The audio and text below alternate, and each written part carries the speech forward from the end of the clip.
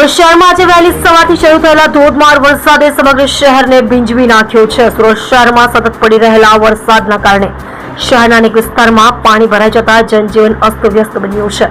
ખાસ કરીને શહેરના નીચાણવાળા વિસ્તારોમાં પાણી ભરાવાની ગંભીર સ્થિતિ ઊભી થઈ છે।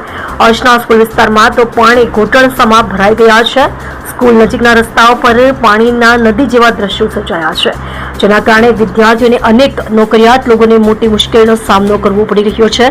વરસાદના સમયે વિદ્યાર્થીઓ પાણીમાંથી પસાર થઈને સ્કૂલે પહોંચતા હોવાના દ્રશ્યો લોકોના જીવદયા જગાવી રહ્યા છે।